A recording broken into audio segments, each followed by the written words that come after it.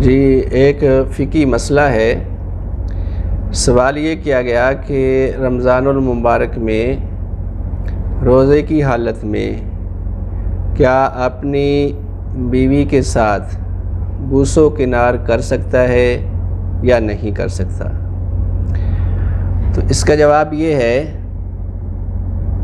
اگر تو آدمی کو اپنے اوپر بھروسہ ہے، یقین ہے کہ وہ بوس و کنار کی حالت میں اتنا نہیں بڑھ جائے گا کہ میاں بیوی جو ہے ان کے جو خاص حصے ہیں وہ آپس میں مل جائیں اور ان کا دخول ہو جائے۔ اگر دخول ہو جائے گا تو روزہ ٹوٹ جائے گا، اور روزہ ٹوٹنے کے ساتھ پھر اس کے اوپر قضا بھی لازم ہوگی اور کفارہ بھی ادا کرنا ہوگا۔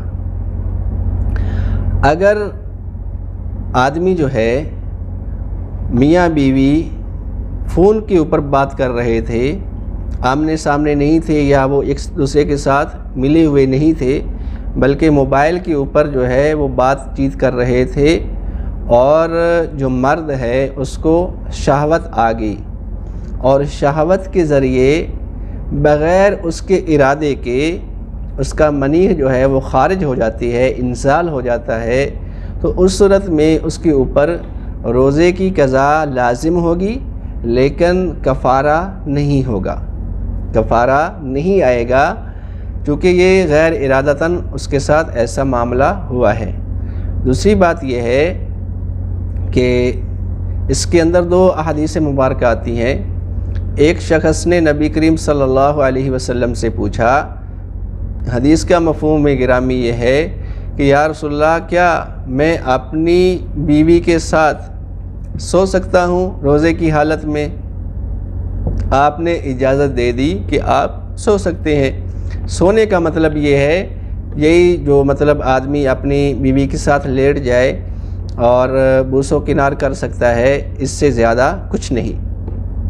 اب دوسرا آدمی جو ہے وہ بھی سوال کر رہا ہے کہ یا رسول اللہ صلی اللہ علیہ وسلم، کیا روزے کی حالت میں اپنی بیوی کے ساتھ لیٹ سکتا ہوں؟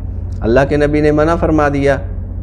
اب سوال ایک ہی ہے اور اشخاص دو ہیں، تو کیا مطلب؟ محدثین فرماتے ہیں جو پہلا شخص تھا وہ بوڑھا تھا، اس کے اندر شہوت تھی ہی نہیں، اس کے اندر ایسے فیلنگز نہیں تھیں کہ وہ اپنی بیوی کے ساتھ جماع کر لیتا، صحبت کر لیتا، جس کی وجہ سے روزہ فاسد ہو جاتا اور اس کے اوپر قضا اور کفارہ لازم ہو جاتے، تو ایسا تو ہوا ہی نہیں ہے۔ اس لیے اللہ کے نبی علیہ السلام نے اجازت دے دی۔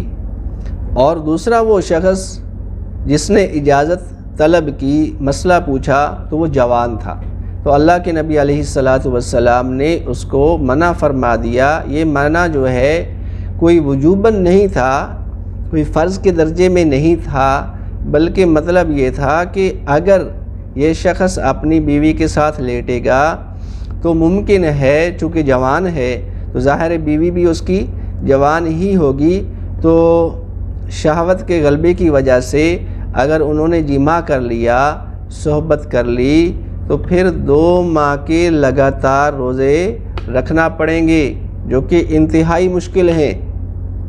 تو اس لیے ہمیں ان چیزوں سے پرہیز کرنی چاہیے۔